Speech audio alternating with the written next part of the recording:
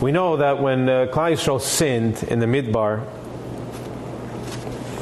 Hashem said that anyone between the ages of 20 to 60 is going to die. Right? Of course, it's always the men's fault, and there's the men dying because the men are the sinners. The ladies are always the tzaddikids, and they're wonderful. Baruch Hashem. There was a gezerah that all men, ages 20 to 60, are going to die. Now Hashem swore that they're going to die. Yes, everyone familiar with this. This is, we know the Gemara says that 600,000 people, ages 20 to 60, over the next 40 years.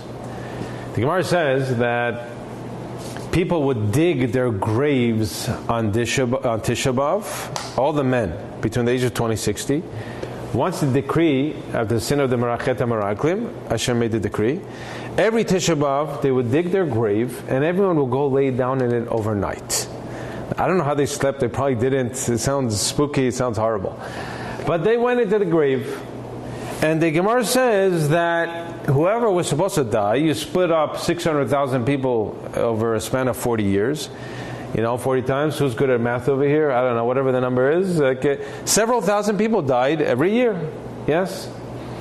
So now, that's what happened every year. Every year, they dug their grave, they went and laid down and slept in it, and certain people would die, and certain people would get up. Now, it says the Gemara, in the Midrashim, that this happened every year for 39 years until the last year. The last year, something incredible happened. On Tisha B'Av, the last of the group, they dug their grave, and they went to sleep, and they woke up in the morning. And they looked at each other, beforehand, they said their good nights, we'll see in Olam Haba, and went to sleep, and they got up. And hey, you're also up? And everyone's looking at each other, what happened? We must have miscalculated on the date. So they said, okay, we're off on the Tisha B'Av, probably Tisha B'Av is tonight. Let's dig the graves tonight. They dug the grave again, and they went back to sleep in it again. This happened for several nights until Tu B'Av. Says the Midrash that on Tu B'Av, they realized that the Gezerah, the decree, had ended, and they're going to actually stay alive. And most people are not aware of this, but that last group survived. 39 years, you had 500 and 80,000 people died. The last group of 15,000, 20,000 stayed alive. Now I ask you a question. What happened?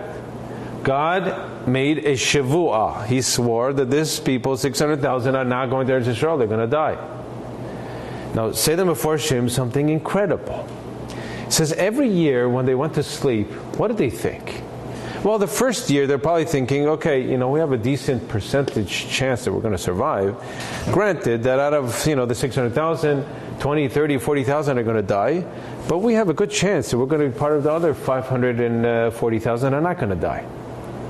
So they davened their hearts out. Everyone cried and they davened, and they said their goodbyes. But in the back of their minds, they're thinking, I have a good chance that I'm going to live. This happened every single year. Even in the 39th year, where you had, the last two groups left, they thought to themselves, I have a 50-50. It's a 50-50 chance. Now, 50-50 is pretty scary. You would cry your heart out. But the bottom line, it's 50-50. I have a good 50% chance that I'm going to live. They did not daven in Ein Od Milvado Tefillah, because Ein Od Milvado Tefillah means that there's no chance, despair, hopeless, I'm done. Until it came to the last year. The last year's people, when they davened and they cried a tefillah of Ein Od Milvado, that there's no hope, that there's no way to survive. And they screamed and they cried and they pierced the Shamayim with their tears and tefillot. God, please save us. We beg of you. And according to the Nefesh HaChaim, that was an Ein Od Milvado Tefillah. And Ein Od Milvado Tefillah can do the unthinkable. Ein Od Milvado Tefillah can break gezeras up in Shemayim. A gezerah with a shvur that God swore, Hashem swore, that you can't go into the land of Eretz Yisrael. Somehow they stayed alive. And this is an incredible idea. That when a person realizes that there's no one else to rely on, the more they make their life and how they live their life, whether it's financially, whether it's in shidduchim, whether it's in any other area, that the hishtadlut that I do, that I put in the effort, is just a thing to be yosed hishtadlut. And I'm not telling you here how much hishtadlut you should do. It depends on your level of bitachon. No one likes to hear that, right? But to realize that the hishtadlut is just going through the motions. My hope, my heart, my mind, my connection has to be to Hashem. Ein od milvado.